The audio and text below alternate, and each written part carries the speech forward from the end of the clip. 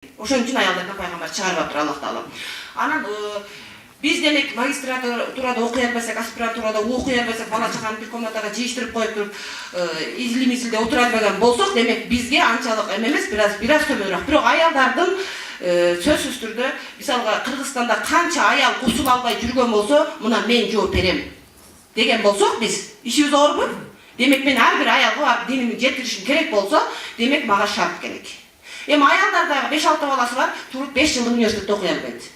Демек бизде Кыргызстан үчүн Куран курстары өтө маанилүү экен азыр. 1 жылдык, 2 жылдык Куран курстары маанилүү. Анан Куран курсу, мисалга, мен азыр Куран курсунда иштеп атам, бирок бул баягы Стамбулда окуп келген Кудай кыз эмеси.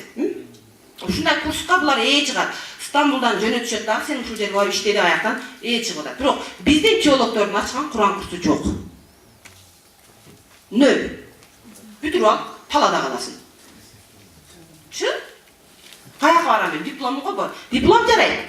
Бирок дипломдун ичи канчалык деңгээлде? Мен ошол дипломго ылайыктуумунбу деген суроо туулуп атат. Болупту. Бирок теологдор дегенде деле биздин коом теолог кыздар дегенде деле бираз мындайраак адам эле эстетишет. Мындай. Жолдон чыгып кеткен дегендей. Бизче айтканда сапык деп коет. Ошондойду түшүнүшөт экен халк. Бизге караганда башка жактан окуп келген кыздарды дагы эмес. Себеби биз эркек балдар менен кошулуп окуганыбыз үчүн дагы кыйла эле бир эме болуп чоңоюппуз. Минус жагыбыз ушул болуптур. Экинчиден, эркек мугалимдер окута берген үчүн дагы биз минус болуп турбуз. Үчүнчүсү, биз бүтүргөндөн кийин дагы эмне атабыз? Чыккан адам жок.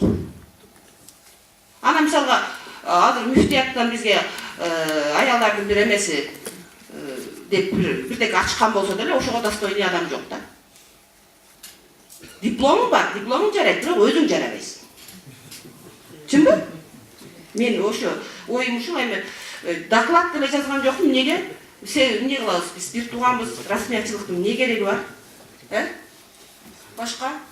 Анан ушул адеп сабактарынын киришине дагы неме кылып туруп, эме кылса, ошо кыздар адеп сабагынын мугалим боло алат эле. Себеби бир аял бир медресе. Канча? Бирок биз өзүбүздөн эле семья эмес, бүтүн Кыргызстандагы аялдардын үй бүлөсүнүн оң болушуна себеп боло турган. Ишибиз оор дегим келип атат да. Эркек балдар 60 бүткөн болсок, 50 эркек болсо, биз 10 эле кыз бүтүп атабыз. Анан бизде азайдыкпы? Шыгса кыздарга дагы көбүрөөк колдоо керек деп ойлойм да.